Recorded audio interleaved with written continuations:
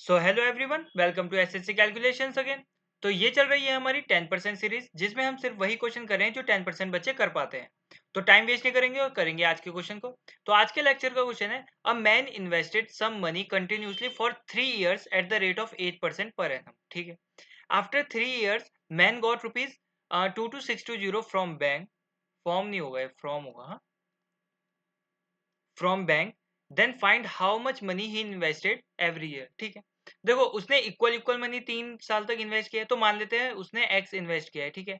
ये पहले साल इन्वेस्ट किया है। ठीक है। फिर दूसरे साल की बात आई तो उसने दोबारा एक्स इन्वेस्ट कर दिया। अब उसके पास 2x हो गया, लेकिन सेकेंड ईयर कितना ऐड हुआ है? सिर्फ एक्स ही। और तीसरे साल भी कितना ऐड हुआ होगा?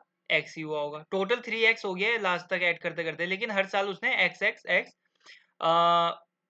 इन्वेस्ट किया है मनी। ठीक है। अब देखो, अगर जो पहले साल इन्वेस्ट किया तो ये कितने साल रहेगा? ये 3 साल रहेगा, तो इसमें 3 साल का इंटरेस्ट मिलेगा। ये दूसरे साल इन्वेस्ट हुआ था तो इस साल का और इस साल का इंटरेस्ट मिलेगा, तो इसमें 2 साल का इंटरेस्ट मिलेगा।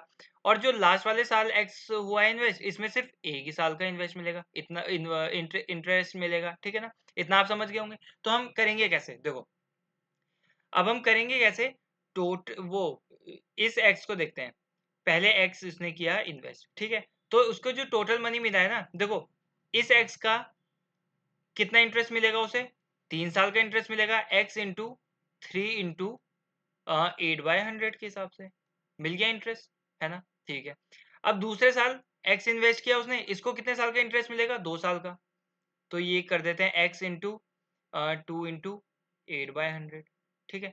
अब इस एक्स को कितने साल का इंटरेस्ट मिलेगा? 1 साल का। देखो, फिर उसने एक्स इन्वेस्ट कर दिया और इसको एक्स इंटू 1 साल का इंटरेस्ट इंटू 8/100। ये तो आप समझ गए होंगे, P into R into T. ये प्रिंसिपल इंटू आर इंटरेस्ट, ये 8/100, और टी टाइम इतना है। तो इतना प्रिंसिपल था और इतना इंटरेस्ट था, टोटल मिलाकर अमाउंट हो गया। इसका भी प्रिंसिपल और इंटरेस्ट, टोटल मिलाकर अमाउंट, प्रिंसिपल और इंटरेस्ट, टोटल मिलाकर अमाउंट। तो तीनों का मिल गया। तो ये तीनों का सम ही तो है जो उसे टोटल मिल रहा है ना? तीनों का सम ही तो है वो। तो हम इन तीनों को ऐड कर देते हैं। तो यहाँ पर तीनों को ऐड करके क्या आएगा? देखो, इन तीनों को अगर ऐड कर देंगे तो एक्स एक्स एक्स कितना हो गया? 3x plus. अब इसको हम क्या लिख सकते हैं? देखो, 3 8 जो 24x लिख सकते हैं इसको, तो इसको 24x लिख दो।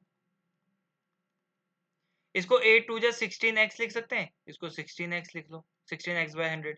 और इसको 8x लिख सकते हैं, 8x। ये बिल्कुल वही है, बस हमने मल्टीप्लाई कर दिया। अब इनको जोड़ लो। इनको डिनोमिनेटर तीनों के 100 है, तो हम से जोड़ सकते हैं ना न्यूमिनेटर। ठीक है। 24 और 16 कितना होता है? 40। 40 और 8 कितना होता है? 48। 48x हो जाएगा डिवाइडेड में 100। इतना जोड़कर ये अमाउंट हो गया। लेकिन अमाउंट की वैल्यू कितनी दी हुई है? 22620। ठीक है। अब इसको सॉल्व करेंगे तो एलसीएम लेके कितना आ जाएगा ऊपर? देखो, 300x इधर मल्टीप्लाई होगी और 48x डिवाइड में 100 आएगा, is equal to 326, oh sorry, 22620 आ जाएगा। 100 उधर मल्टीप्लाई कर सकते हैं, बिल्कुल कर सकते हैं। 100 ये हटा दो। 300 और 48 कितना होता है? 348x। तो 348x हो जाएगा। x की वैल्यू कितनी आ जाएगी? 348 से इसको डिवाइड करेंगे तो 6500 आ जाएगी। मैं ऑलरेडी कर चुका हूँ, ये दूसरी वीडियो बनानी पड़ी है क्योंकि रुक गया था वीडियो।